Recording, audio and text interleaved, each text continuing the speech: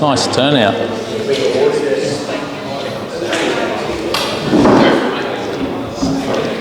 How are we all? Are we okay? Yeah, awesome. Welcome to 2023 AEVA Queensland branch meeting. Hope you all had a nice Christmas and New Year.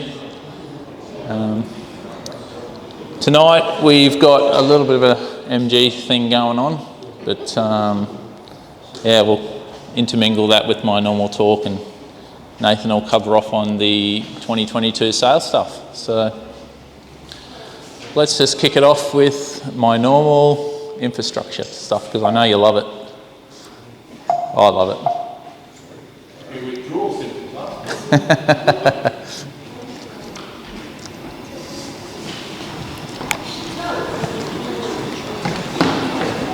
Okay, as always, I'll start with the free charges in the city and what's them. And actually nothing changed from November. St. Lucia is still working. Did go offline, but it's back up. And the other two at Kelvin Grove and Gardens Point are limited to 30. And the second one at Kelvin Grove is offline still. So nothing too new there. But if you want a free charge, that's where you go. Right, there's a lot of charges that have come online. I don't know what the hell EV just decided to throw out 20 charges or something, all at 20 charging sites all in December and January. So they've been working hard. But we'll kind of go north to south, but up at Caloundra, I think this is close to online. I don't think it's quite online yet. But as you can see, that's how close it is. The charges are in. Yeah, they're not turned on yet, but it won't be long. And I think Caloundra is not a bad location for even having a meet up there. So it might be nice. We might do that one time. I mentioned previously that we had the twin BPs get the this is from the video where I went up there and checked it out. This was the northbound side. Now they've finished the southbound side. And interestingly, the southbound side is dual CCS. So I'm sure that had nothing to do with in my video where I said maybe you don't need more charter mode. I'm sure it's nothing to do with that, because no one even watches my video. So yeah, basically, so, okay, a couple of people. But yeah, basically they were free for a short time where they just had it starting, and now it's 55 cents. And the Bribey one looks like it won't get any love until the second half of the year. So here is an interesting lesson about 75 kilowatt chargers. Tritium chargers, correct. So in November, I gave a bit of a rundown that they have 3 modules on the inside, right? So for all of you here tonight, this is an important lesson. Always be on the right when you're charging, all right? Whether you're driving a CCS car anyway, you'll be on the right no matter what when it's a charter mode plug on that side, so you don't have a choice. But this is a dual CCS, all right? Now, when they're 75 kilowatt, it's going to always give 50 to this side and 20 to the left. So just a little tidbit there for you. Why is it do that? Because it has to choose which way the modules go. That's right, isn't it, Les? So Yeah, the 2 modules. there's 3 modules, 3 25 kilowatt modules, and if you're charging on the right and no one else is there, you get 75. If you're charging on the left and no one else is there, you get 75. But if 2 cars are charging, the matrix puts 25 that side, or the software puts 25 that side and 50 on that side. It's just what they chose to do. I don't know if that's maybe legacy because the charter mode always gets 25, and now there's some dual CCSs, they're putting the 25 on there. But okay, it's cost, all right? But basically it doesn't split it evenly. And I think, can you show the next slide? Maybe there's a picture coming up at another one, but I'll get to that in a minute and I'll show you another example. But that's an interesting thing just to keep in mind if you're on a dual plug. Now, if they had 100 kilowatt chargers, it'd be 50 and 50 either side, so it wouldn't matter. It's just that when there's 75 and they're 3 modules, they have to split the 3 modules 2 and 1. So, moving right along. What perspective is that looking at the charger front? What? Is that looking at the charger front on, or is that? Yeah, that was charger front on. Yeah, like if that's the charger and you're on the right, yeah. So yeah, like that's the right and that's the left. Yeah, of the screen. Yeah, right of the screen, left of the screen. Here we go on the south side, getting some massive love. Larapinta, Rockley, Oxley, and Mount Omni, all new sites. So that's the Oxley one. It's just here. EV Networks, we've seen their chargers a bunch of times that I've displayed them, so we'll just pop to the next one. Mount Omni has got a Kempower dual CCS. Now, this is not a tritium one, so this does do something different. So I haven't visited there yet, so I'm only really going off intuition of what happened on PlugShare here, but someone's posted these nice pictures and it says, obviously when it's not charging, and this is only just open, so I'll go there, get some more information at some point, but 40 and 40. Now, I can't actually explain what's happening there, but I have seen this one doing 50 and it's saying 22 kilowatt available on the other side, so I do have to do some research as to how that manages that, but basically dual CCS coming out on that one as well. And does everyone, if anyone's local to Mount Omni, you know that's the Mount Omni shops there, so it's a pretty well-known location out that way. Free at the moment? Yes, free. New, it's like days old. I think the head might have been there for a little while, but I think they've only just sort of turned it on. So this is at the bus stop sales Rockley, and it was very nice of PlugShare to cross out the bus stop there, because it definitely doesn't say it anywhere else on there. Okay, but there's the charger there. That's not actually charging. There's the charger, just another tritium. Goes with Charge Fox on that one, and that's a 40-cent kill. Up there at midnight, about 2 weeks ago.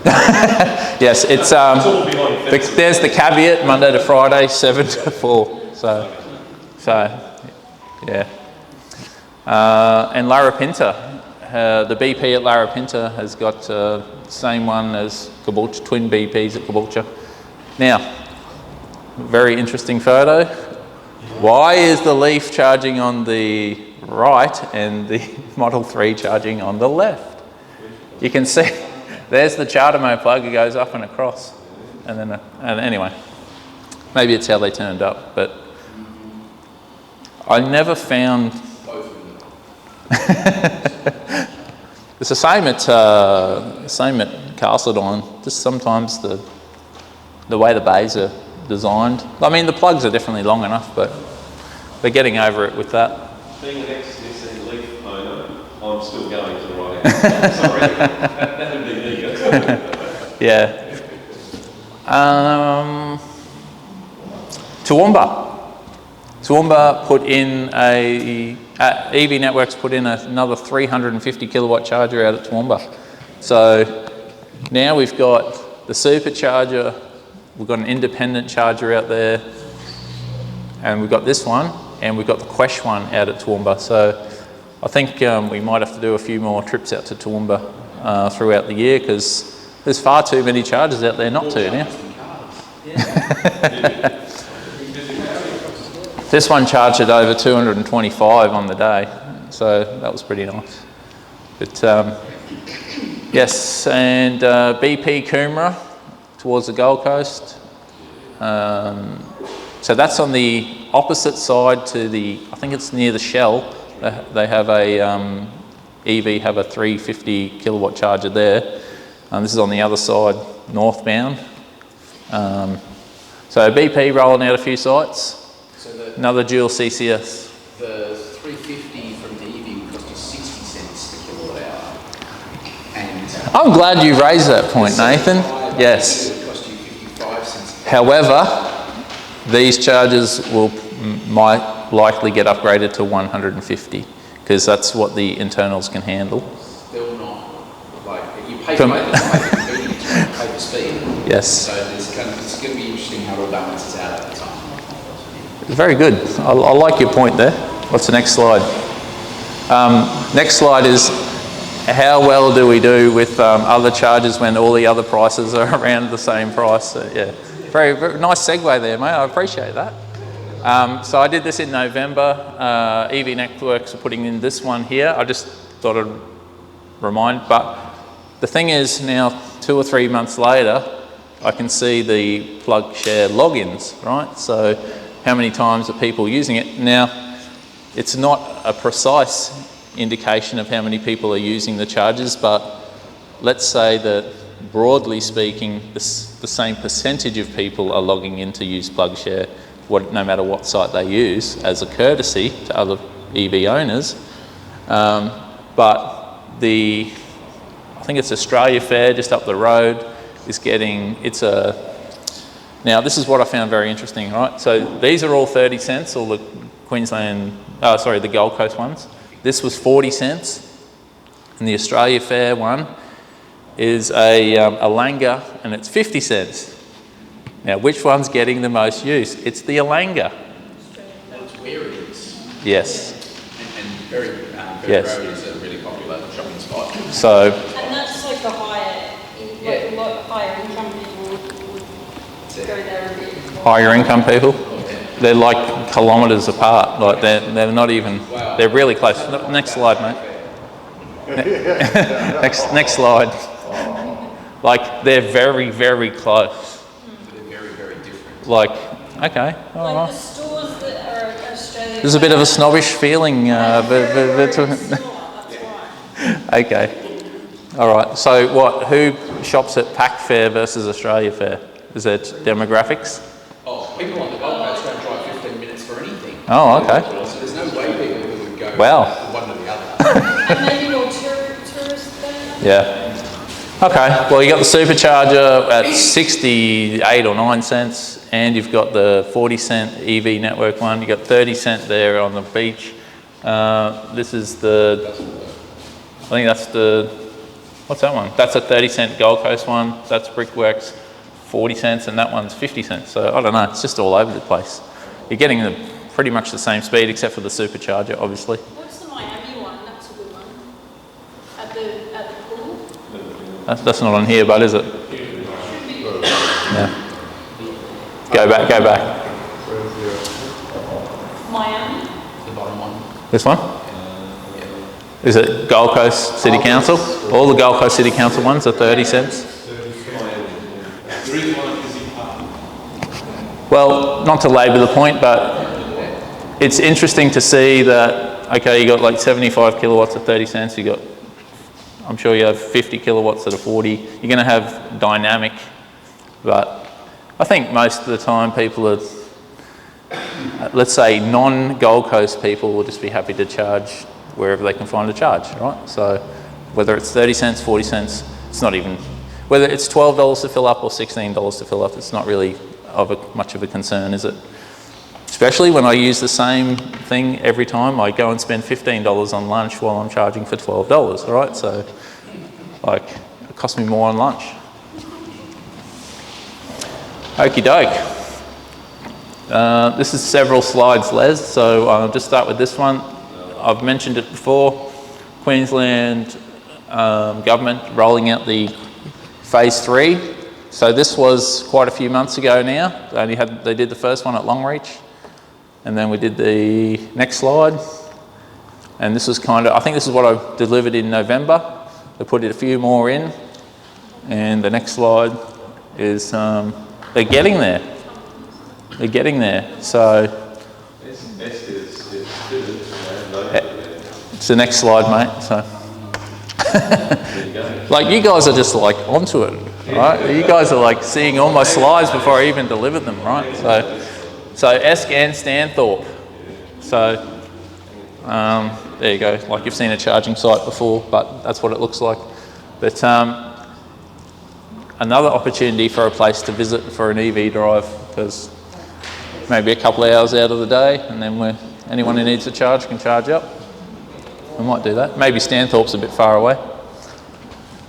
And just to finish up, what I normally finish up with, and that is a lot of these dots still need to go in. So maybe a few of the Brisbane ones are starting to come up now, but that Caloundra one would have, but a lot of these still need to come up. I didn't update the totals, I just haven't seen that now. So they've asked for stake up with funding, haven't they? This is the federal arena funding. And then, Granted about 12 or more months ago. yeah, next one, mate. Yeah, I must have missed that other slide, but yeah, there was someone wrote on the dual, the point I was going to make about the dual CCS thing, just to go back 1 second, is that someone wrote on PlugShare, it's on a first in best dress case who gets the 50 kilowatt, and that's not actually right. So just to be mindful of that. Okay, petrol went down a little bit, so sitting at 90 and $1 per kilowatt hour equivalent. And there's all the other prices there. Most of you pretty familiar with those. High speeds, yeah, like there's the discrepancy Nathan was mentioning just before. Even like the, you're getting nearly double the power for these 350s. Not that there's any ChargeFox 350, but the EV Networks 350s are quite good value, I think. Like, perhaps when they first came out, I was a bit, well, I paid 60 cents, but now I'm like, I'm paying 60 cents. I'm paying 60 cents. Yeah.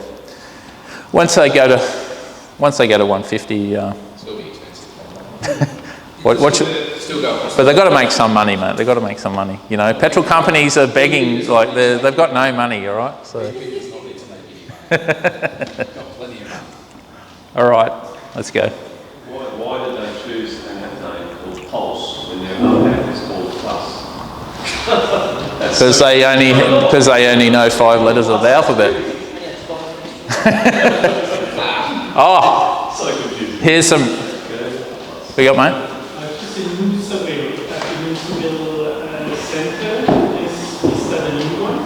I did mention that a few months ago that they'd put another one in at Noosa. I think there's maybe 4 in Noosa now. Nothing to do with the one of the Tritium boss's daughters living in Noosa. So definitely not. Is this working? Just try it. No. Vindication up here. Fully charged live Australia, April 11/12. I know, because there's a dual entry. I don't know why. Just saying. Last month, you know. My mistake. How dare I Google something and it, you know, be right? But which one would you choose out of those two? Like if you didn't know any better and you hadn't bought tickets? I mean, they look the same. And that one's even got Australia 2023. So anyway, don't beat me up too much, all right? Yeah, that's a Google search.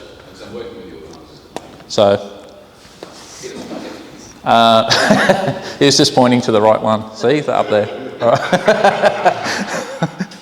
All right, EV events coming up. So we did the one at Victoria Park. Apologies to anyone who found that difficult to find, but it was a great turnout. There was about 30 or 40 EVs there, so we had a barbecue. It was a bit of fun. It's on your shirt, mate. All right, you can just sit there, right?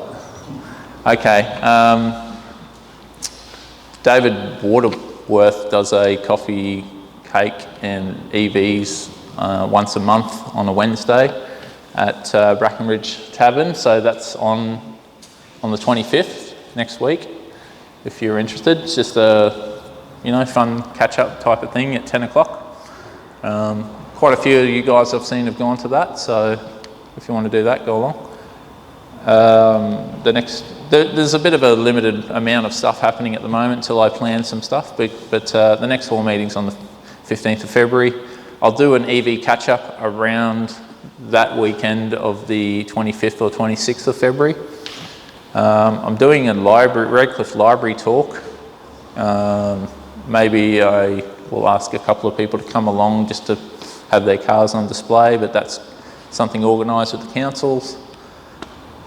Fully charged live on the 11th and 12th of March. I'm not going. No one will even be back for the 15th of March, will they? Darling Harbour? It should be good. Should be good, but... Action packed, 9 to 5, there's like 2 talks every hour on different spaces. Last year, Noosa EV Expo and the RACQ Motorfest were on the same day. The 26th of June. So what do they do this year? They put them on the same day again. Why? Anyway. I mean, generally speaking, we do, some people go to both and we make it work. I probably like the Noosa EV Expo. I haven't actually been to the RACQ Motorfest because it's always on the bloody same day. So, but you know, they're both good events, worth putting on the calendar. We have a tentative date, don't we, Gary, of 24th for the Cleveland EV experience, and as I mentioned last meeting in November, that's just something to keep in mind for later in the year. Right, general EV news. There's been a few bits and pieces, but I thought I might just run through some of the things we could probably expect this year with the cars. So up there we've got the MG4 and the right-hand drive BYD Dolphin. Have you still seen one? Yeah, I sent you a photo, mate. I sent you a photo of one. It wasn't Photoshop or anything. The Seal, so I don't think there's a possibility the Seal and the Dolphin don't come out here with those names. I seem to see in the media that they're going to change their name, so they might be the Atto 2 or the Atto 5 or something, but they look, yeah, they're actually not bad. The Aura Cat, these are really, my friend was over in Thailand, he said they're really popular in Thailand. They're coming out first half of the year. And all of these are pretty much sub 50. So next one, Les. The Dolphin's meant to be sub 40, but I doubt it will be much less than sub 40. The Cupra Born, the Ioniq 6, Subaru and Toyota having a go. We'll see. So Toyota brought this out and it's already got tested by a Swedish independent tester and it had half the range that they've quoted. So I'm not sure what's going on there. They forget to paint the front fender. Oh, the discourse in this room. Jesus. Everyone loves Toyota. All right, next one, mate. Yeah. Well, I think it's well known Toyota backed hydrogen, right? I think they backed hydrogen a long time ago. So I didn't put it on there, but the Kona's getting a refresh too. But you know how much I love a Kona, so I didn't put that on there, but I will mention it. It's getting a full light all the way across the front, which looks a bit spacey. But the ID4 and the ID5, these are the same car. You guys know that? ID4 and 5? Same car with the that droops down a bit more there and it's a bit higher on that side. I mean, bit of a marketing tactic, isn't it? It's longer than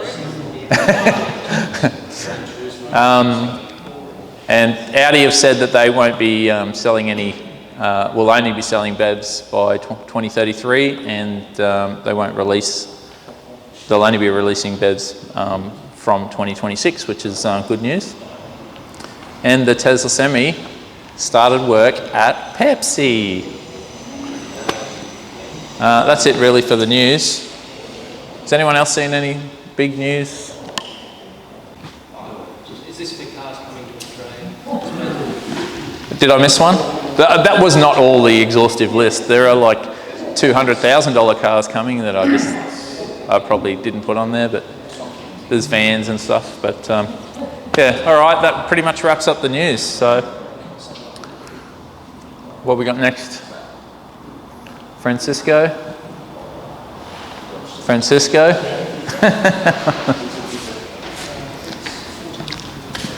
Did you bring any slides or what did you do? No, I'm relying on your video. Oh, you only played my video? Yeah, we'll Okay. we'll just skip to the important bits. All right, so Francisco and I, for those that don't know, Francisco modified his MG Mk1 to have one pedal driving and a bunch of other tweaks for the cruise control. And we went out to a vacant, what's it called? Like a new construction area where they haven't built all the houses and stuff, new estate. And we mucked around for a few hours, didn't we? Yeah. And and I did a bit of a video about it. So Francisco's just too busy to bring slides in, so we're just going to quickly watch I some brought of the video. car and I was going to skid the wheels here, but obviously we can't put it in. Wouldn't be hard to skid on this sawdust, mate. No. Come on. So,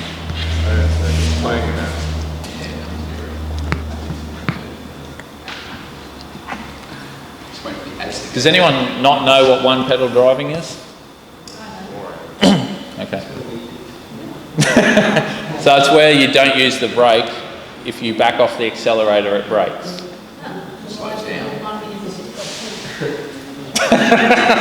It's because you only use one pedal to drive. But you still have a brake. You still have brake. Yeah, but when you come to an intersection, you can back off the accelerator enough to brake. To brake completely. So It also puts power back into your battery. we had Yeah. sound too, or something, don't we? You had sound the other one. Everyone, today we are back at Francisco's workshop and we're here for more I think we'll EV just let it run shenanigans. for What the has he braking done this test, time? and then He's I'll talk about how modded it his ZS EV and he's made one pedal driving and he's changed the cruise control. So we're going to check that out. That's a electric Land Cruiser there too, by the way, so you might have a look at that another time. Okay, we've come out to a new development with some quiet streets, Hanning's a bit and expensive. I've been out here before, but it's quite nice. Nice lake. Bonnie Doon. Yeah. But as you can see, it's deserted, and we're going to do some tests on the streets here. All right, we found ourselves a strip of road. Is this a bit? We're Tell me when. Sorry? Yeah. going to drive Stop it to now. 60 and brake as hard as I we think just can let with it the go until we regen braking do all the at tests. that, right at that witch's hat there, and we're going to measure how far it takes to slow down. So this is how it was original. You can probably turn the sound off, This mate. is the normal regen. Les, just turn the sound off. Nearly runs out of road there, so I think you can leave right the down sound the on. end. You want the sound on? Yeah. Well, Going to do it's two loud. of the same test. So when you say regen, what's that? That's when you take your foot off the accelerator and then it sort of slows down. So this is how it was originally. Now with the original regen, the original doesn't actually stop. It slows down, and once it gets to about 10 kilometers an hour or something like that, then it creeps. So as the car slows down, the regen gets less. So that's why, when you see it towards the end, it's almost like drifting. Do you guys regen to the traffic lights and stuff? Yes? If you don't, you should, okay? But sometimes, like if you push on the brake, it does regen. Like it's using the regen, not the mechanical brake. right, until you push right down, and then it engages the mechanical brake. Right? Yeah, usually the first part, they've got a switch or a sensor, and if you take your foot off the accelerator, it starts regening, and if you put your brake, if you press the brake a little bit, then it puts a bit more regen, and if you keep pressing, then it starts applying the mechanical brakes. Yeah, I had to do a hard brake the other day and I felt what you just said. Yeah. So what car have you got? Leaf. This and Leaf. Leaf. Yeah, so it'll be kind of like that. You know, you press the brake and then it probably brakes a little bit more first. Oh, I just went, phew. Oh. It was like backed up. It was like really hard. Anyway. But I Do you want to hadn't watch felt it before, so I was like, oh. Do you want to watch this whole video, or do you want No, to just talk over it? just do the bits. Just keep going and just watch the difference between all the different Like, options. which is that from the council?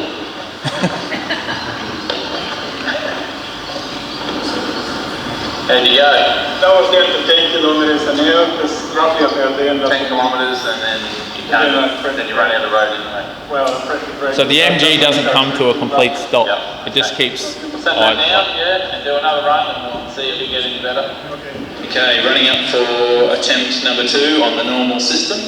That's way out. Just quickly, for those that aren't that familiar with regen braking, the MG probably has just regular EV regen braking.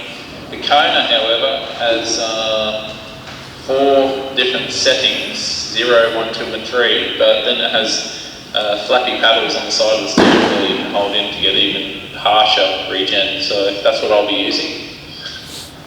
Okay, travelling up to 60.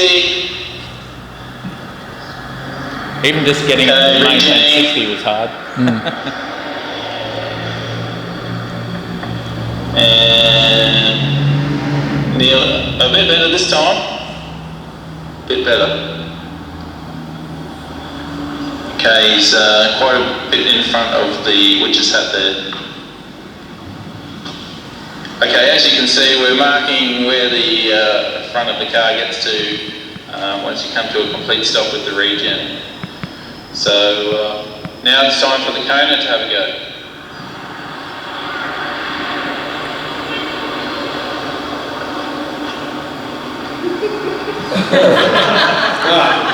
It's not even that much better. It just changes every time. Changes every time. Only a little bit of difference in the speed makes kind of like a fair bit of distance. The second one I do, I actually was going about a little bit faster than 60, and you will be able to see even that little bit of difference that it made.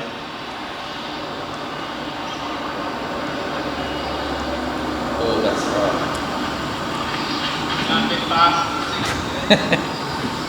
Makes a difference. I was trying to, like, this isn't Yeah, it seems like this a road very was like a bit small- short, right? But had to try and speed up to 60, and I flick on my cruise control to 60 and have it enough distance that it would go like 57, 58, 59, 60, and then turn it off Set and up then the brake. Kona for my distance, so Francisco can see that. He's lining up for the modified MG ZS EV attempt number 1. Let's zoom in on him.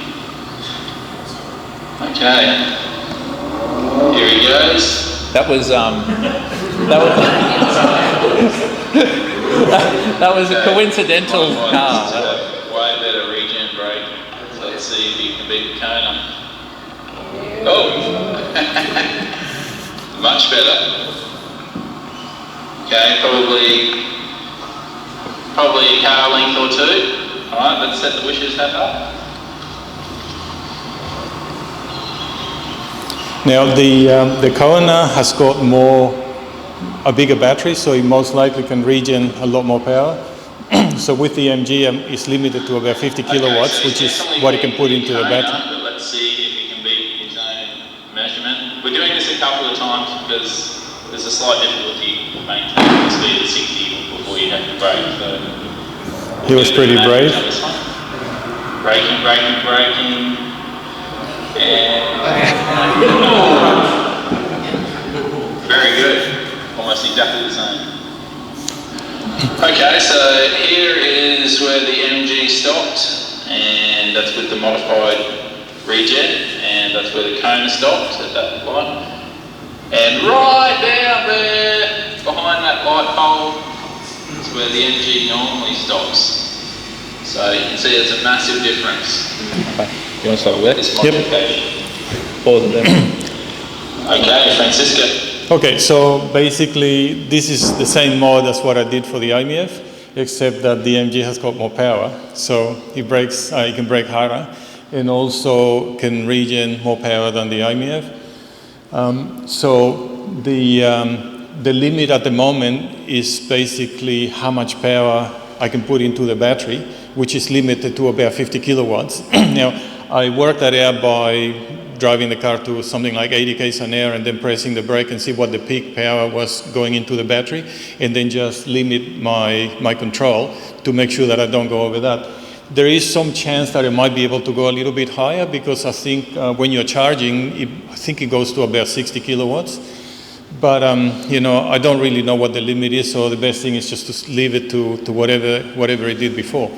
Now, with the original one, what it does is it tries to maintain a somewhat constant torque. So from high speed, you get more power, and as the car slows down, obviously your RPM, you know, your RPM times the torque is your power. So as the car slows down, then it puts sort of less power until you get near a creeping speed, and then it doesn't regen anymore.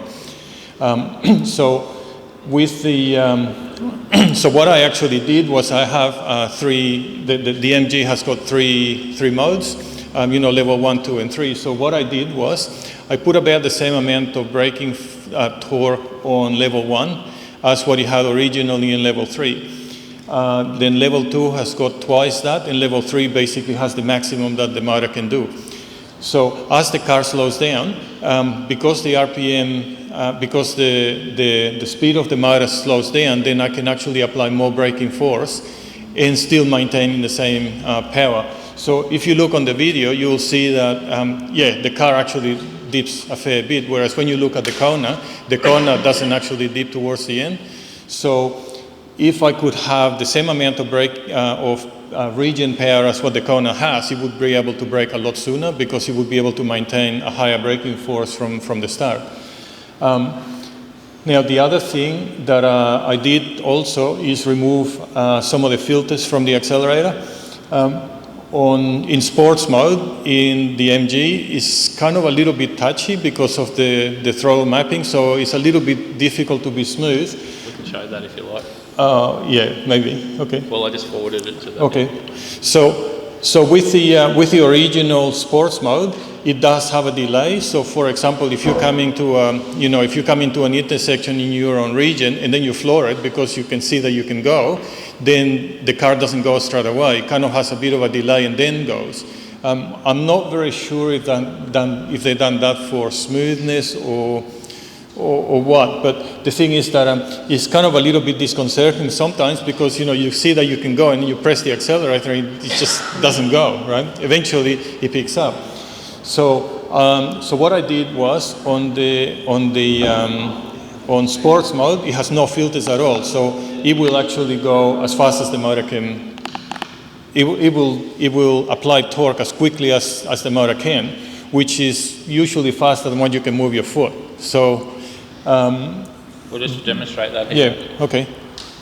So we did video. I think, oh no, is it off? Very good.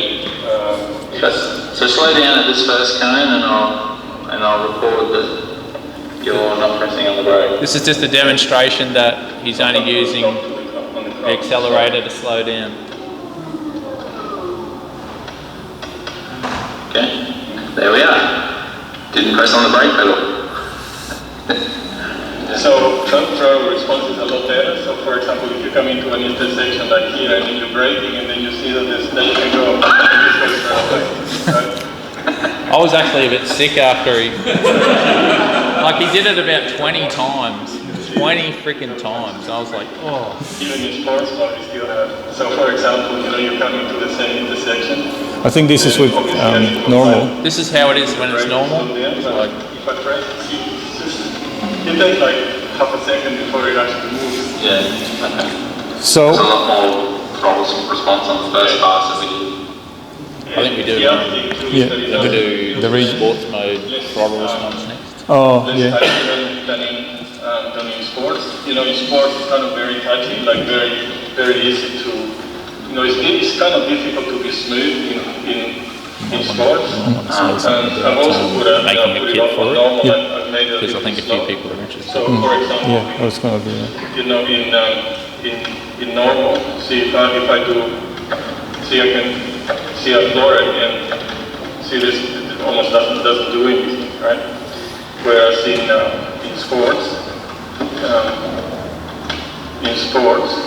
if I see if I floor it,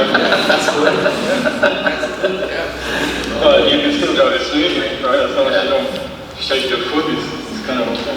Okay, so without modification, we're going Do you want 30. to speak about this first? Yeah, can you stop it a bit?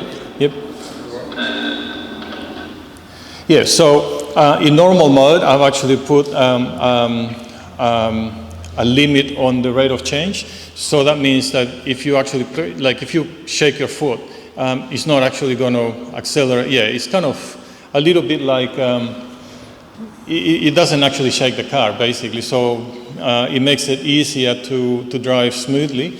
But what I did find is that if you put it on sports mode, most people don't notice the difference until you actually floor it, right? If you floor it in normal mode, you can actually notice the difference where it doesn't react as quick, whereas the other one is really quick. So if you want to upset people at the lights, then you definitely want the sports mode. Does the needle move faster? No, the needle is actually, That's power. yeah, it's actually, well, originally the needle measured something else, and I have no idea what it did, because very often I used to look at the needle and try to figure out how much power the car was actually doing, and I have no idea what it was, right? Well, I think they must have had some kind of mapping on it, but originally it used to measure something related to the speed of the car it used to measure something related to the speed of the car and how much you've pressed the accelerator. So if you actually changed it from, sports or normal or whatever, it would actually measure different, but it had, I don't know what relationship it had. So eventually I found the CAN message that controls the speed, the needle, and then I've actually set it to kilowatts. So because it's got about 100 kilowatts for the car. So when it reads 100, it's 100 kilowatts. So that means when I can actually see how many kilowatts it's actually doing. But the disadvantage is that when you are actually at low speed, you almost don't get any reading. And for the region side, that little bit is actually 50 kilowatts.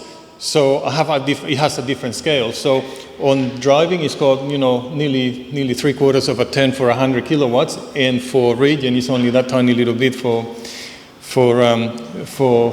region. So when it's all the way to the minimum, that's regioning about 50 kilowatts.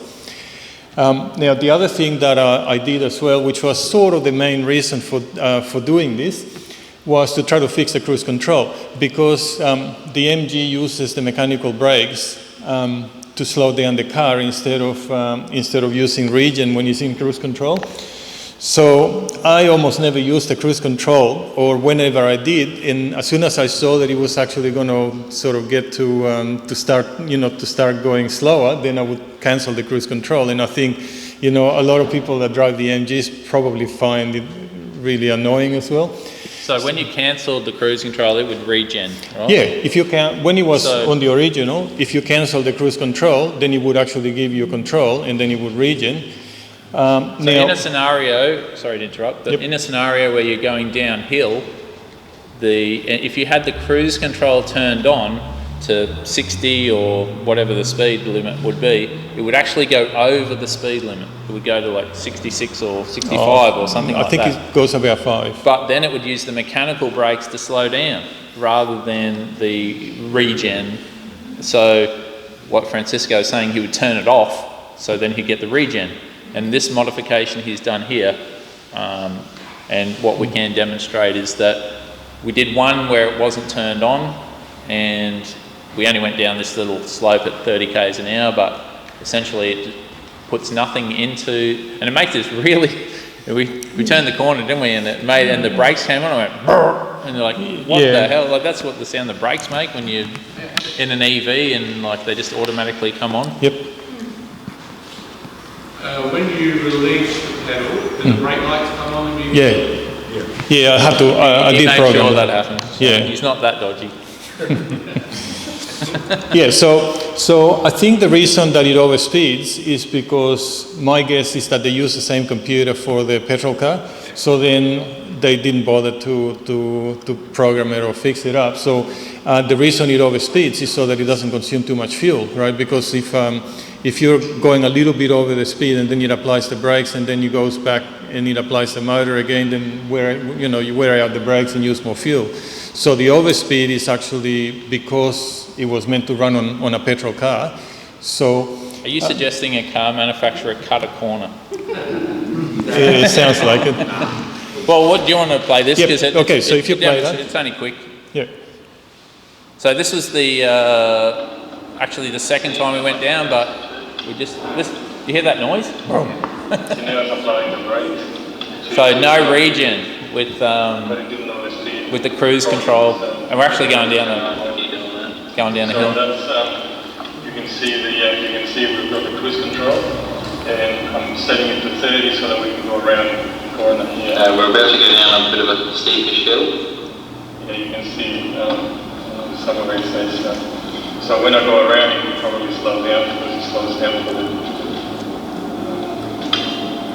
So now we're going fairly steep, so you can see it's using the region, and it doesn't always Nice. So all this modifications for that. Yeah, that was the main reason for doing this, except that part of the first step really for fixing up the cruise control was to take control of the inverter. So the easiest way to test the inverter was to actually put one pedal driving, because Come on, Les. So yeah, the easiest way to test, when I was doing the testing, I needed to make sure that I had control of the inverter, so I had to be able to send canned messages and make sure that it accelerated, breaks down, and all that kind of stuff. So the easiest way was to basically implement the one pedal driving. I did also try to increase the braking force with the original system, and it was not very drivable. It was just, you couldn't drive it smoothly. So the first test that I did was I halved the torque. So just to make, because the best thing is to actually put half instead of put too much, just to make sure that if you make a mistake, you only get half, right? Now, so the next step that I did was I doubled the region torque when the car went into region. So when I saw that I put a negative torque, and I doubled the number. And it's very difficult to drive. Like, it brakes hard, but it's very hard to control.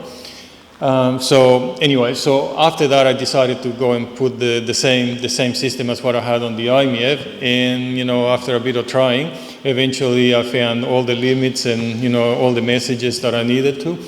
So once I got that working, then the next step was to actually get the cruise control to work. Now, one of the problems is that I need to control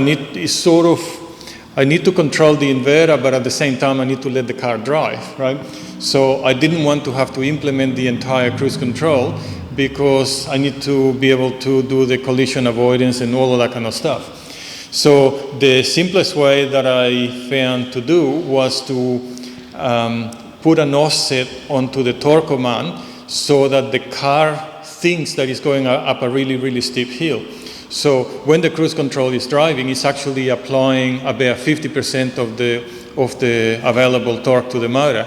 So then what I actually do is I put an offset of 50%, which means that as soon as the car sees that the speed is going lower, then it starts increasing the amount of torque until it goes over 50%, and then my software then applies positive torque, right? Now what happens then is, as the car as the car starts slowing down, then the cruise control backs off, and then it backs off below 50%. So as soon as it backs off below 50%, then I start applying negative torque, right? And then I scaled it up so that from 50% to 100% gives me 100% of torque.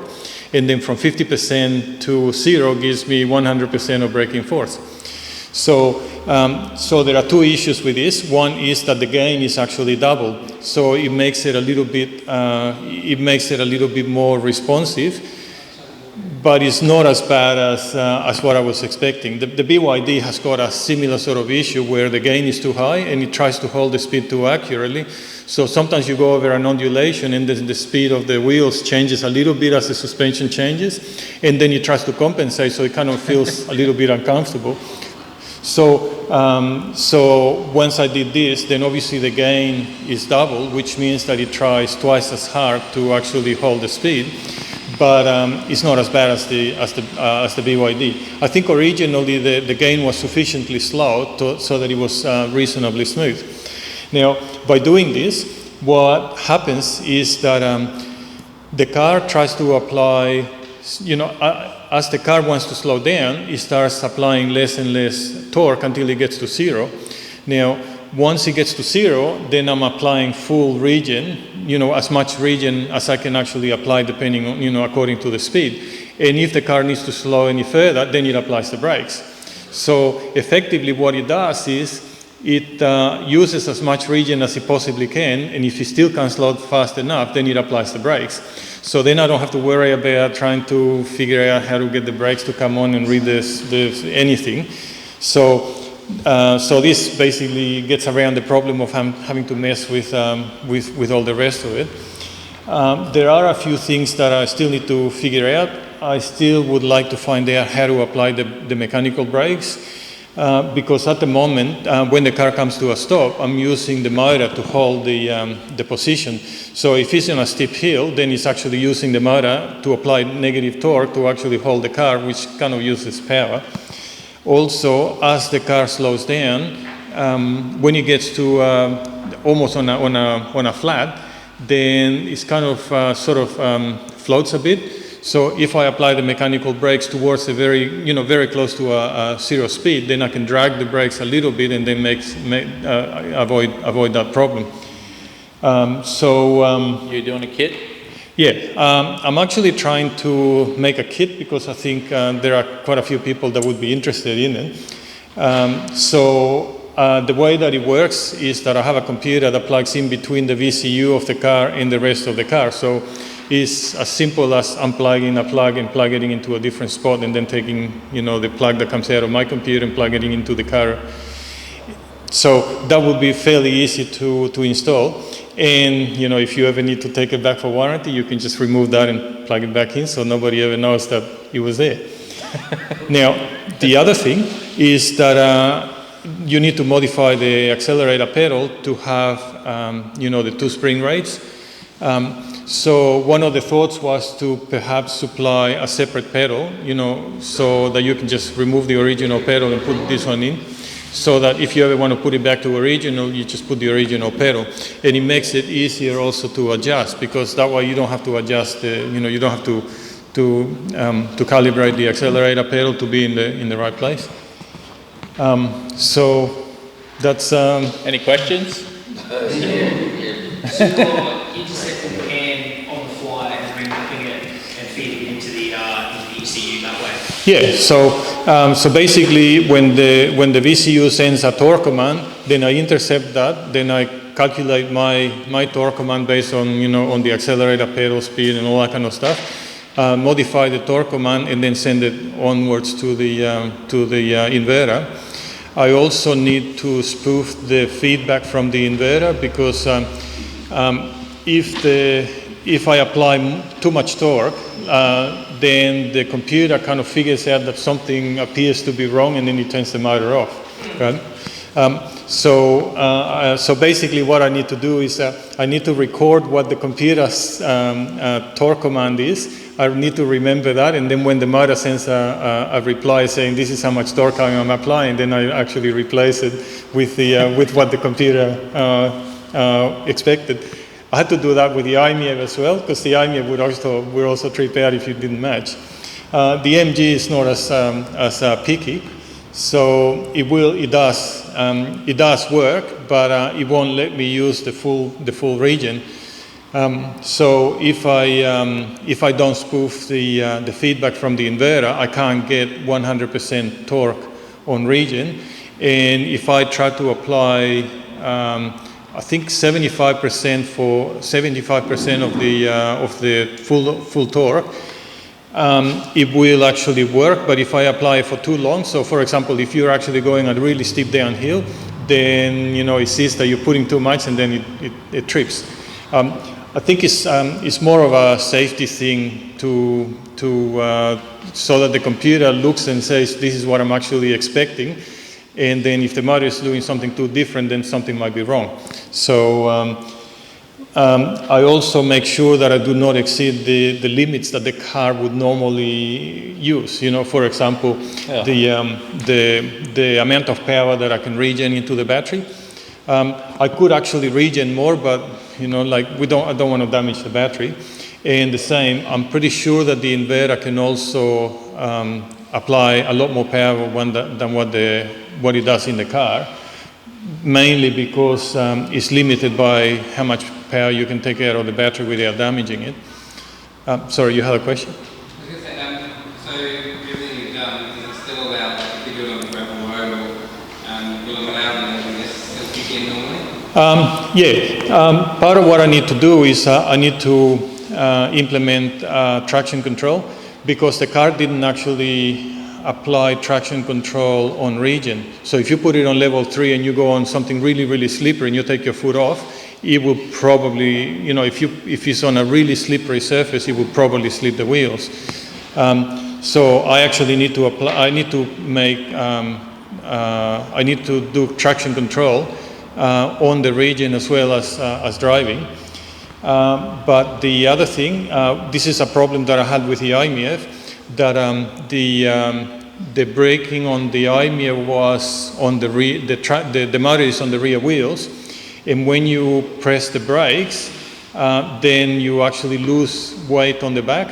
So what was actually happening with the IMEV was that if you press the brakes hard enough, then the rear wheels had the braking force from the motor plus the braking force of the brakes. So then what would happen is that the ABS took too long to actually release the brakes, because it wasn't expecting to have that much braking force on the wheels.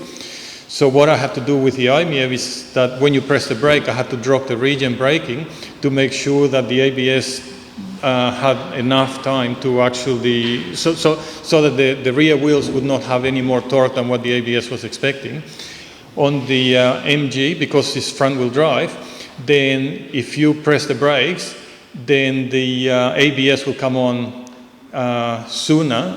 In other words, the front wheels are actually going to start letting go before the rear wheels, so you don't actually have that problem. So it's a little bit easier. I will probably also end up maybe doing something with the brakes. So the harder you press the brakes, maybe I will remove some of the regen braking. I still haven't done enough work on that. There's also a few other things that are sort of a little bit funny. So for example, if you're coming to a yellow light, right, you take your foot off, and then if you got it on maximum regen, then as the car slows down, the regen braking increases. So what tends to happen is you see the yellow light, you take your foot off, and then the car starts braking, then you start moving your foot to the brake because you feel that you're not gonna brake on time. Then the regen braking starts getting stronger, and then just before you press the brake, then you've got enough, and then sometimes too much. Then you've got to put your foot back onto the accelerator to actually remove the braking, because it's already braking too hard. So this is something that I probably will need to consider, and probably let a few people test and see what they think. So part of the issue is that if you, for example, take your foot off the accelerator and apply the brakes, then when you take your foot off the brake, the car doesn't actually stop slowing down as you would expect, right? Because the regen braking is actually quite strong. So what tends to happen is that if you actually need to stop fast enough that you need to press the brake, and then you let go of the brake, the car keeps braking quite hard, which means that you've got to take your foot off the brake and then go and put it onto the accelerator, right?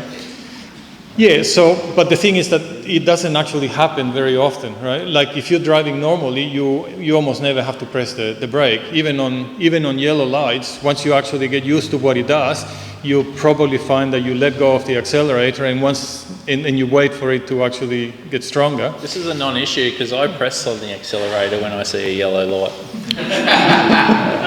Isn't that what you meant to say?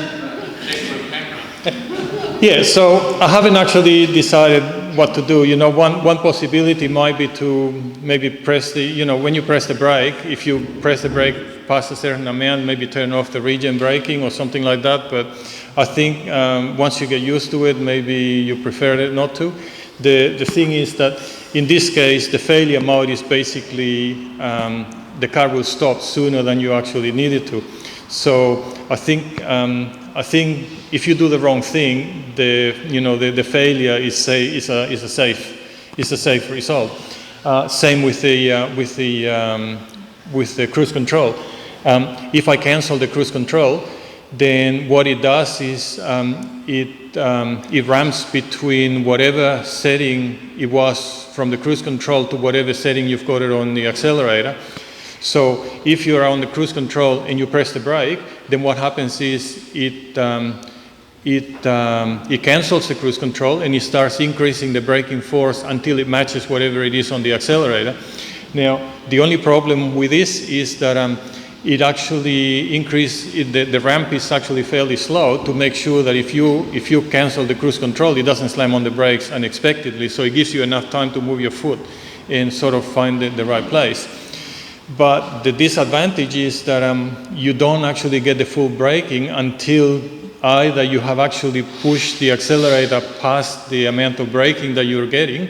So in other words, if you press the brake, then you basically have to press the accelerator all the way to the neutral point and then take your foot away for it to actually give you full brakes, full regen.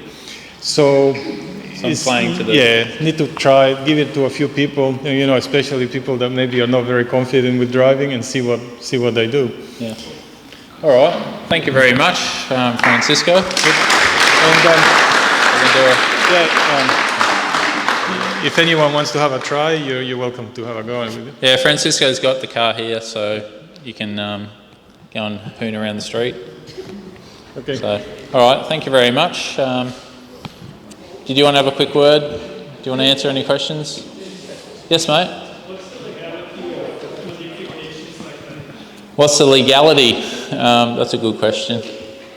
It's a disclaimer, I believe, isn't it? I think it's the same as what you do with the... Yeah, so you can buy I think Francisco is going to say you can buy things that modify your fuel map for your, chips for your pretty much any petrol or diesel car, and it boosts the power, but they come with a disclaimer that, you're voiding the warranty and that type of stuff. So, what's the warranty on an MG? Forever. 7 years? 7 years. 7 or 8 years. Yeah. Well, these will be a big hit in about another 4 years' time when people's warranties have run out. I think once the car goes out of warranty, I don't think they're going to get any maintenance. Yeah. You need 7 years, but it should take anywhere from 18 months to 2 years to get something done. Oh, okay, geez. What a fiery audience we have tonight. Oh, here we go. All right, a steering column. Yeah. Mine feels like a tractor compared to Very good. Okay. Pop over here, mate. Yeah. Alan's been nice enough to bring in his Mk2 MG tonight, and he's not going to do much of a talk, but he's happy to field any questions if you've got any. Is everyone familiar with the Mk2? I'll give an overview if you want. What's the difference? Yeah, there you go. Sorry, what was that? What's the difference?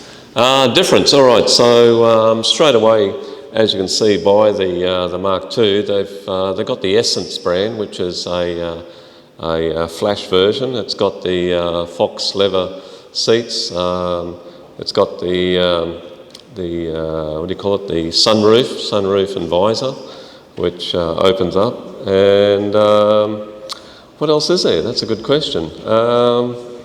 Different front grille and... There we go, yeah, righto. Bigger battery? Well, we've still got 50 kilowatts? 43.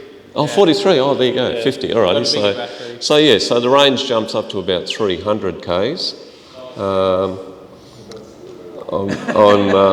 Just my background is I did a lot of negative, did the regenerative braking as well, because I've come from a Nissan Leaf, a 2019, and it's all one pedal driving, whereas this fella is, it's quite light. It's, you've got to touch the brakes a fair bit. You don't just come screeching up to a set of lights like... I know where you can get a fix for that. now I know what to do. So there we go. It's... What do you like about it?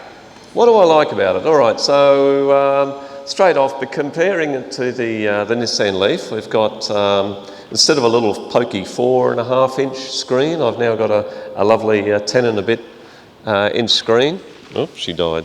So, so with that, love the 360-degree view for looking around the car, and much better with the larger screen. I can actually see much better when reversing, and she's, I think it's there. No, it's not really there. Okay.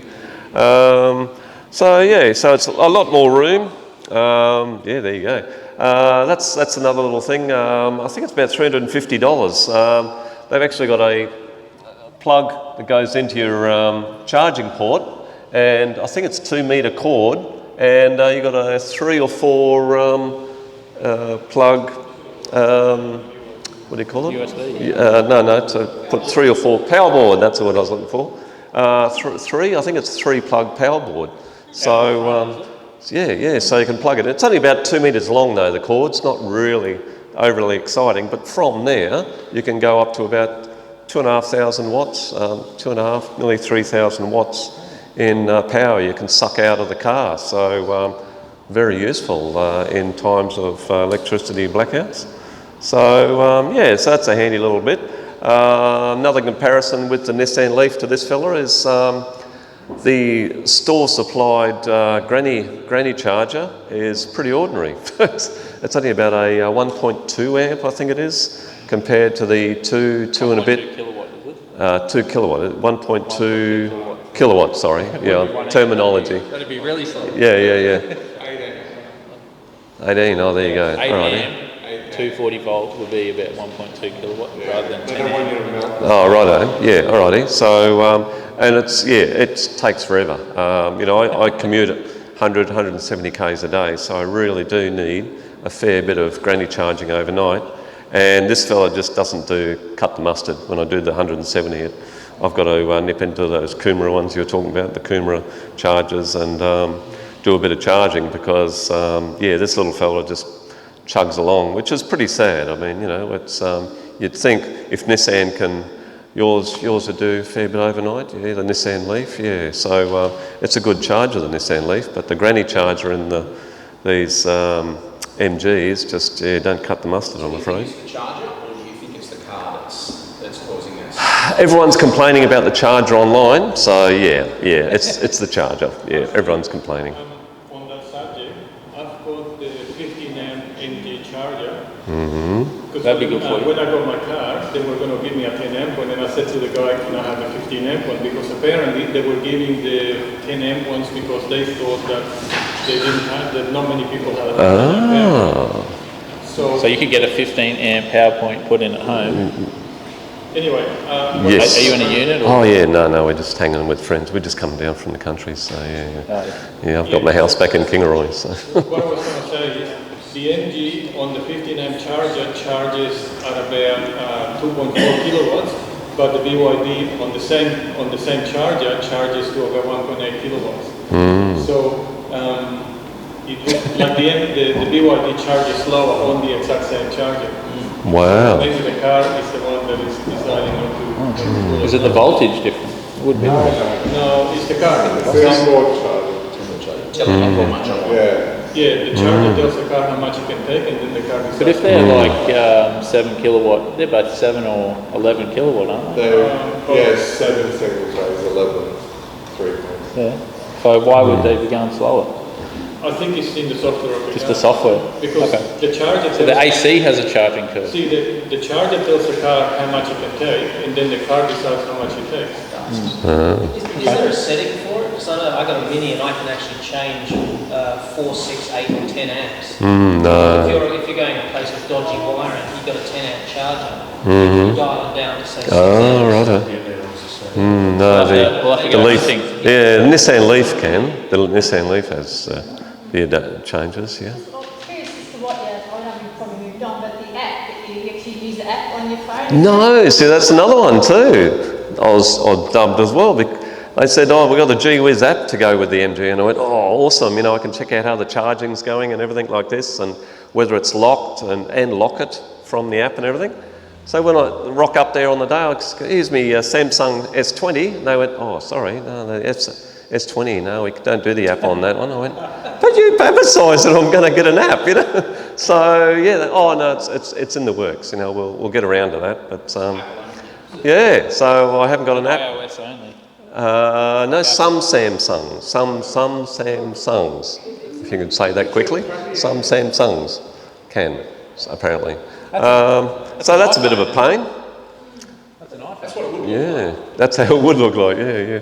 I've got it sitting there on my phone, but it doesn't do rats. Yeah, it doesn't do zip.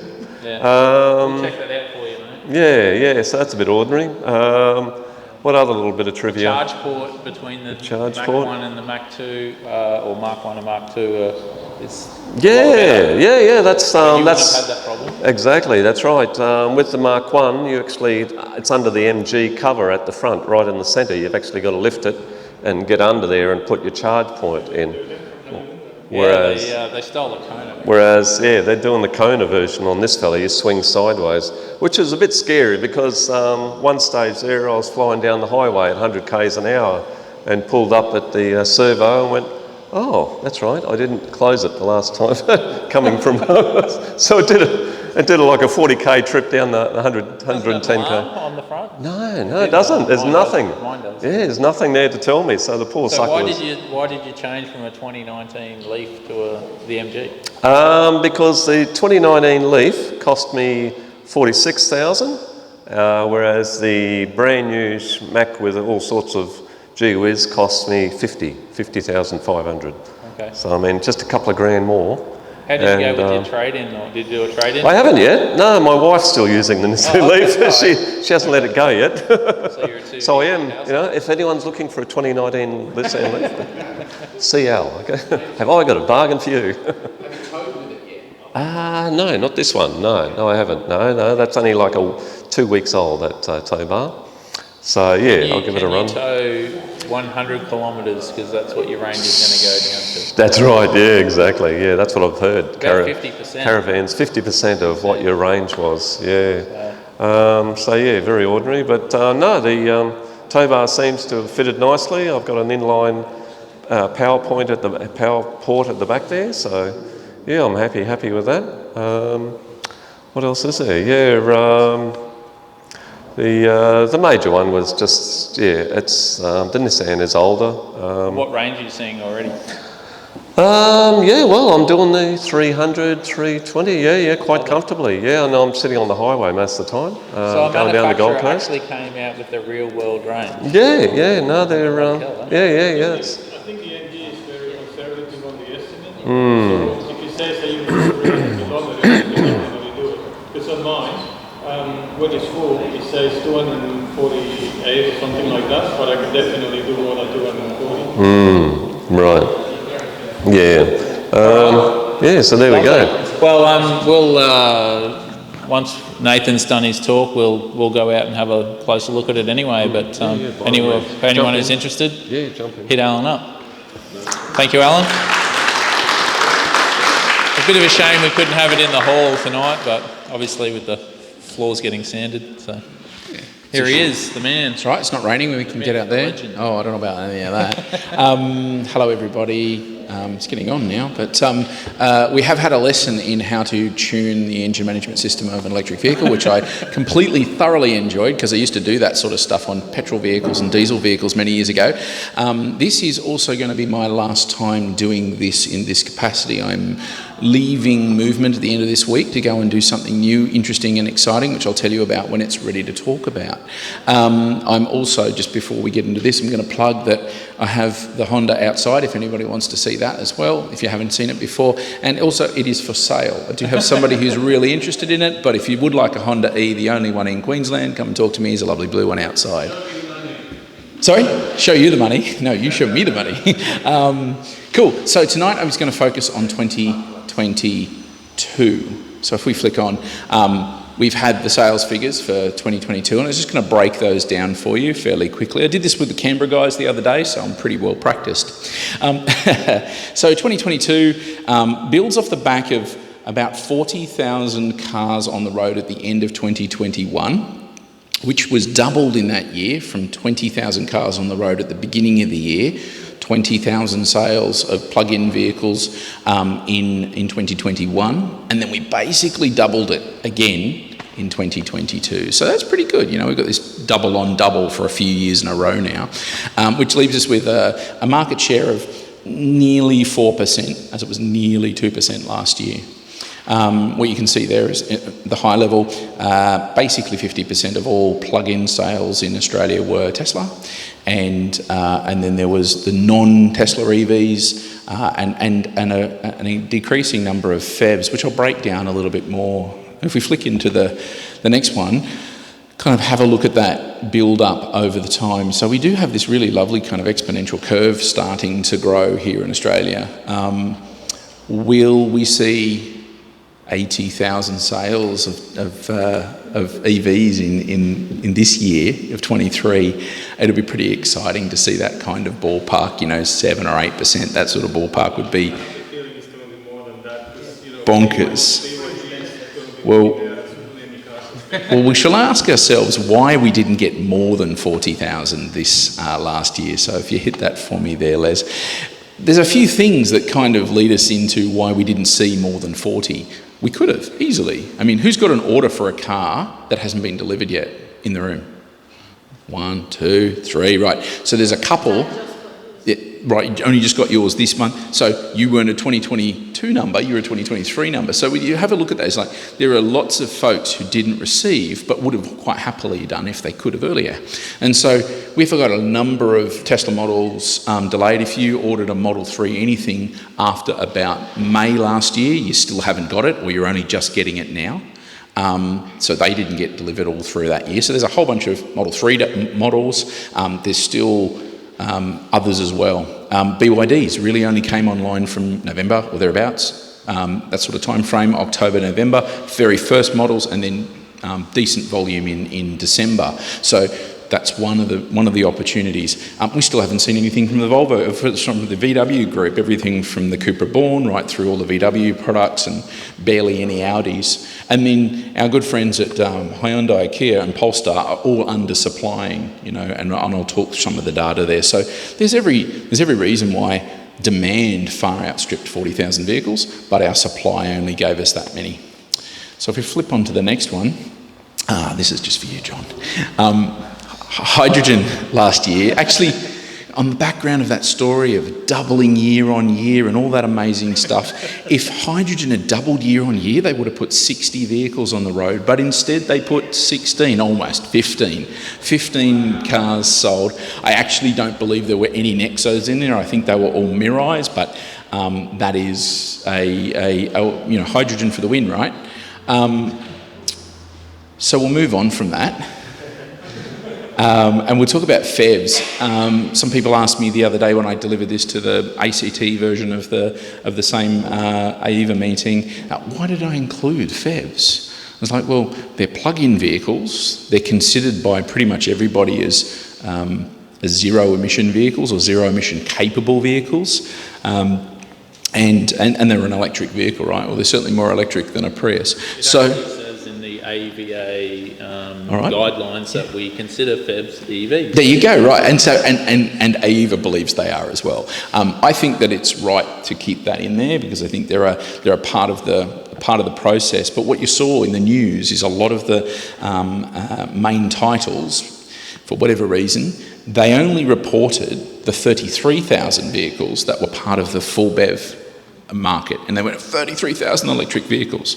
And I was like, doing this piece of work, and I was like, well, they're all seemingly missing out the PHEVs, and I went down into the detail and found that there were 6,000 PHEVs that were put on the road too, which took it to that nice 40,000 vehicle for the year market. Just flick on for me once more. If we compare that to the UK, we start to see that we've got this really interesting vibe going on with PHEVs. In the UK, there's different policy mix and other bits and pieces, but they've gotten a bit funky about PHEVs as well and started to come away from supporting them as much. The incentives aren't quite there the same. But anyway, they're still a quarter of the overall plug-in market, whereas we haven't even cracked kind of like 15% of the plug-in market. So if you think about telephones in the place of like Africa, they didn't have landlines, they all jumped to mobiles. So are we going to jump straight from hybrids and petrol vehicles and go straight on to battery electrics? Question. With the PHEVs, like I don't know anything, I'm sort of starting Sure. research to get. Awesome. Welcome. I originally was looking at a PHEV, like maybe an Outlander or something. So we've got a mum, dad, 2 kids, one 4 months. Yep. So we put car seats and stuff in the back. And I did start looking at a PHEV because I thought that would look like an Outlander, that larger sort of car. I don't see what the attraction or the point of a PHEV is. That's, you're going to spend 60-ish K, approximately. You can go and buy a Tesla for that. Not that I'm a fan of Tesla. You could. But I kind of wonder if they're a dying market. I think the Outlander is kind of the only one that's still going and is kind of continuing. Funnily enough, for many, many years, the number one spot for a PHEV would have been an Outlander. Hands down, everybody else is like trickling along. But the ZS HS EV, which is slightly bigger than this little fella, I think so. Next size up kind of SUV. Put 1,500 on the road, and they probably only sold them in about the last quarter of last year, roughly 4 months, maybe like that. It's not been running for a long time. So ultimately, good question. Is there a point? Depends who you ask and the user case. EVs are all about the user case. It's like you're paying 60K for a car that can only do 80-ish kilometres on battery. 50, 40, 30? Yeah, so like... Yeah, so it depends for some people because there's some parts of the world like the UK, you can drive into London in a PHEV and not pay the congestion charge. You drive in there with an ICE car and you're paying 15 quid a day. So there's other incentives that drive this kind of behaviour overseas. There's plenty of AEVA members who have had a PHEV, and I think of Chris Nash, right? So Chris Nash used to be the national president. He's got an Outlander. He basically used no fuel because all of his driving was around that 30, 40 Ks, 50 Ks between charges. And so he just never used it as anything other than a plug-in vehicle. Other people, I've worked with some councils before in my role as a consultant, and they never plug them in. And PHEVs will run at like 14 and 15 litres, 100 Ks, so double that of a ute or that sort of thing, double a typical car if you don't plug them in. So PHEVs have a use case, it's probably diminishing. As an answer, my big question I get thrown all the time, because of course I'm selling EVs all the time in the shop, is trying to convince people. The number one thing they ask me is, yeah, but what about the rain? Yeah. Number one straight away. Yeah. Whereas that answers the question. Well, I can't see myself only doing 200k to go down to Auntie Mabel's in Melbourne. Yeah. So instead I'll buy a well, I think there is an argument around that. Range anxiety only exists for people who haven't driven EVs, full stop. The PHEV kind of fixes it, but also doesn't fix your hip pocket. You'll end up spending way, way more, and the total cost of ownership calculation for a PHEV is dire. It's you go and buy a hybrid. Don't even buy a PHEV, buy a hybrid. is my opinion on that, and that's the data that I've worked through before. There's a space for them. We'll sell some of them, but it's actually diminishing, and that percentage was less this year than it was last year. Broadly doubled, but it didn't quite. We'll move on to the next one and have a look at the big boy in the room. So Tesla clearly making a big impact, broadly again, kind of almost doubling their volume. I think they could have doubled their volume if we had the supply. What you'll find there is the Model 3 sold more than the Model Y, because they sold lots in the early part of the year, and then they switched the supply off, and then it was all Model Y after that. But typically, around the world, we've seen double the amount of Model Ys sold of Model 3s. So, you know, whether those all if you actually washed it all out, Tesla could have sold 30,000 cars easy. With the FEVs, did the federal... I was trying to move on from FEVs, if you hadn't noticed. When you moved over, I put my hand up. Oh, right. Excellent. Let's talk about FEVs, baby. So, with the FEVs, I think the federal government included it in their excise. They did at the very last minute. So the FBT exemption does include FEVs. It will certainly sunset well in advance of BEVs. It almost didn't make it. And the Right Honourable Senator from Canberra, he fought very, very hard with the Greens to have it excluded as a technology from the FBT exemption. But the federal government carried on with it. And you know what? I don't care. Doesn't really matter. I've got one more question up the back. Is it about FEVs?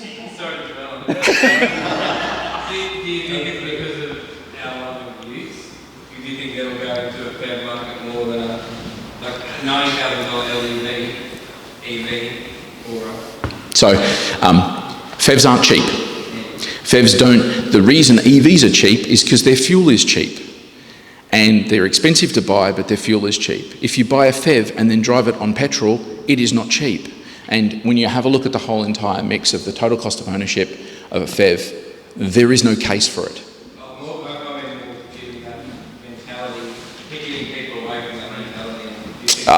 Look, I think if you're talking about fleets, I wish fleets bought on price. Some do, and they will buy BEVs.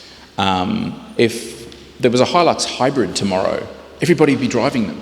They'd be like Corolla hybrids, right? Why would you have anything different? So, but I think FEVs is this. It's getting splinters on a fence kind of stuff. It's got a foot in both camps. As the Germans like to say, it's neither fish nor flesh. And it really doesn't quite fit many user cases, and certainly not a dollars case. I'll get you to flick on to the next bit, because I just wanted to talk about how Model Y has got so much more potential to come, right? So, yeah, we talked about there's a typical kind of doubling of Model 3. Model 3 undersold last year. Model Y only sold about 3 months worth of sales. So that's, if we just times that by 4, all of a sudden you might be somewhere near the real Model Y demand.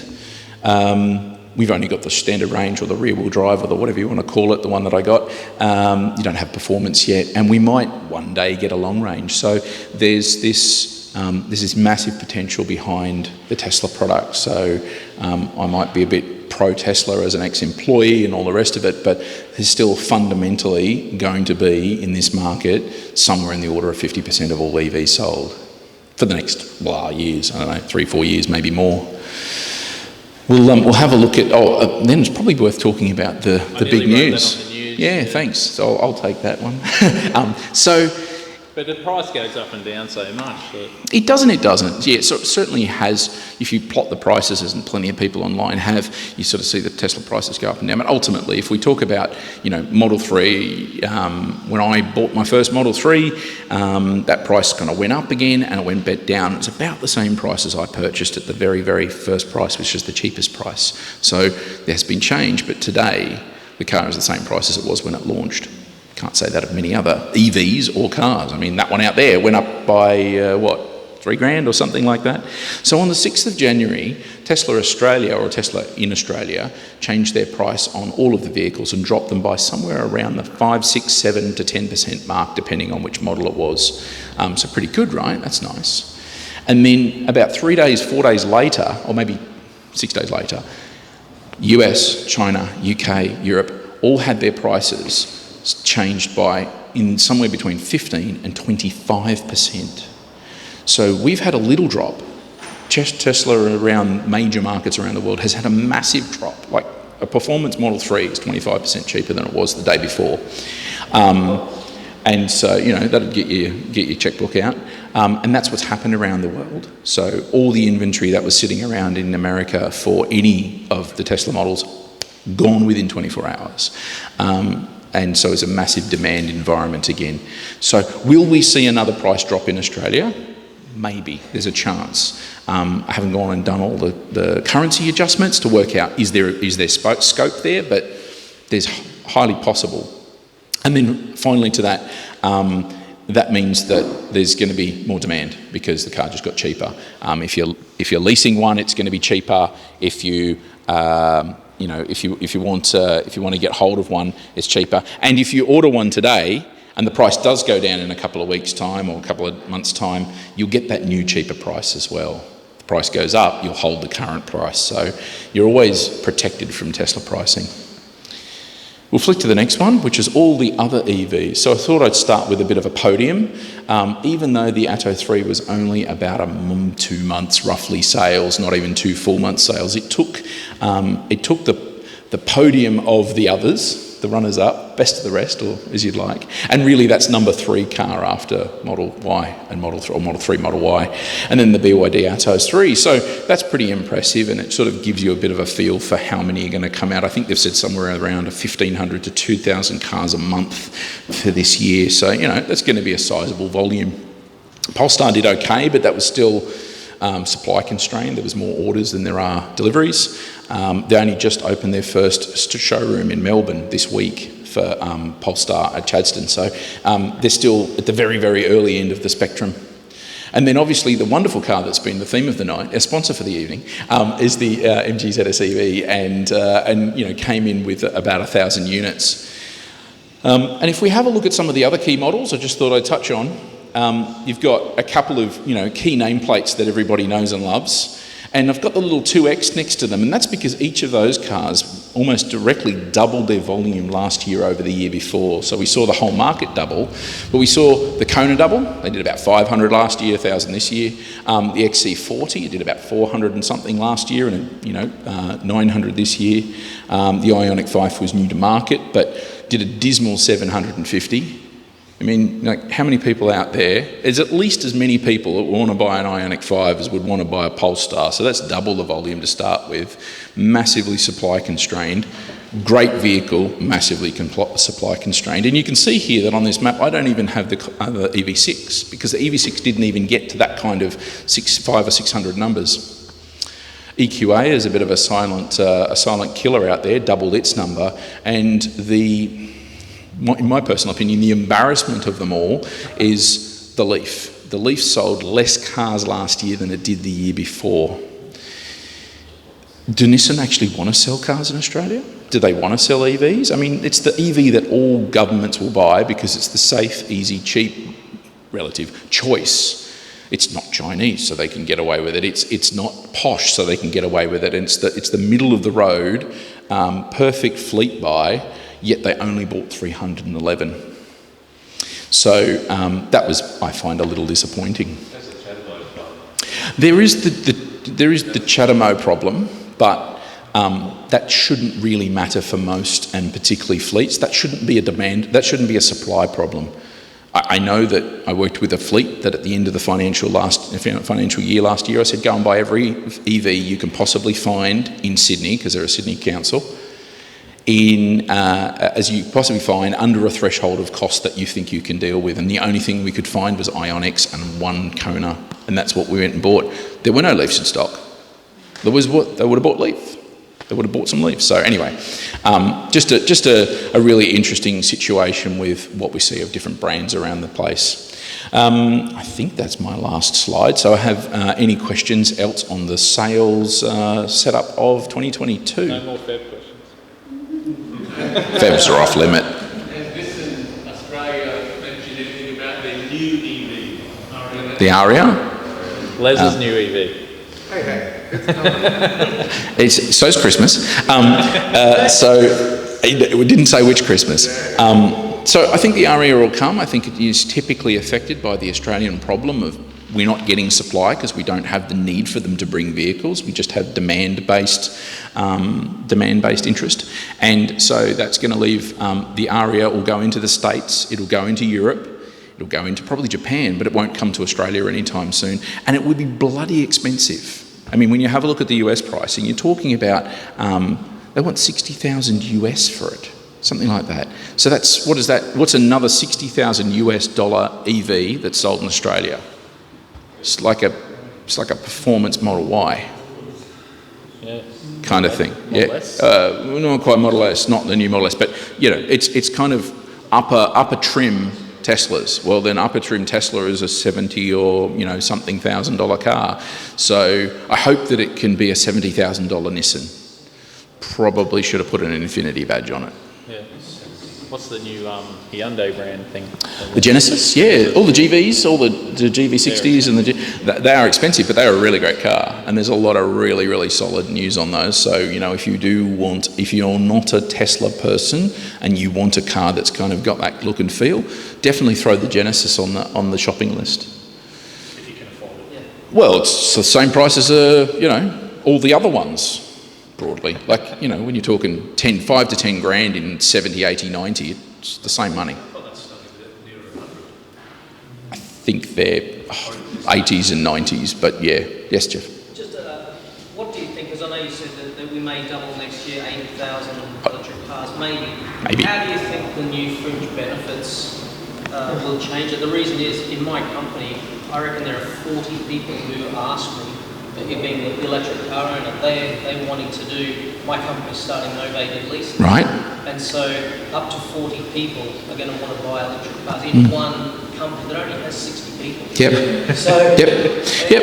And I've already done it. So I have a novated lease on a Model Y that I started 3 months ago with one of the most sort of forward-thinking novated lease organisations in Australia called Inside Edge, little plug for Mark. And they know what they're doing, and they're really interested in EVs. They're really forward with EVs, and they're working directly with Tesla as well. So they've put together a package. I pay $890 from a month out of pocket for a brand new Model Y, and that's everything in rego, insurance, the lot, like the whole lot. Nothing other than energy out of my house, which is cost me peanuts, is all taken care of. Now, it's a lot of money. Yeah, it sounds like a lot of money, but ultimately it's really, really cheap for what that is. So what I think it's going to do to demand is double it to more than double it. We've currently got about a 5-to-1 demand ratio of cars available for Australia versus what people want, and I think that will double to something like 10-to-1 demand ratio. So if you think prices are going down anytime soon, you're kidding. They aren't, because why would you put the price down on something everybody wants? And then I don't think that there's going to be any change at the federal level anytime soon that is going to dramatically affect the supply. So we're going to get what we're seeing, this kind of, if you want an EV, buy a Tesla, or you can wait for everybody else, that sort of behaviour for the next 2, 3, maybe 4 years, is my opinion. Yes, Bernie? I was going to say exactly the same thing. Yep. The FBT changes are going to actually double the demand. It's a demand-side measure. This gentleman here, my company is exactly the same. Yep. Never didn't know anything about the car, about the tax advantage is serious money. For anybody who wants to lease it, so I think it's going to push it. And the guy I've been talking to has said that his phone's hot. Yeah, it's hot to trot. It's more about, can you go and find the vehicle, because they will happily package it for you. There's a few challenges here. If you work for a large organisation or even a medium organisation who's a little bit dynamic, like your 60-person company, I managed to get my 6-person company to get on board with that. But some leasing companies won't deal with a company that's got less than 100 employees. So there's actually going to be some barriers to entry along this way for smaller companies like yours or yours, Jeff, and mine as I was, my new business. I'm the only employee, but I managed to make this happen. But there's this whole process of, if you're in a very large business, you're often going to have access to that mechanism. If you're in a small to medium-sized business, you're going to have it's going to be more challenging. And if you're an employee of a very small business, you're going to really struggle. If you're the owner of your small business, just package it through the company and put your FBT in the, in the bin, it's not a thing anymore. So, and then if you're a retiree, you can't access it at all. So there's a lot of barriers to entry to that particular tax regime. It is a demand side policy, not a supply side policy, and it's actually adding more pain to the problem. But I'm quite happy to enjoy it too. It's good policy. It's good policy, it just needs to be coupled with other policy. Done. Thank you very much, mate. So thank you very much to the speakers tonight, and we'll end the video there.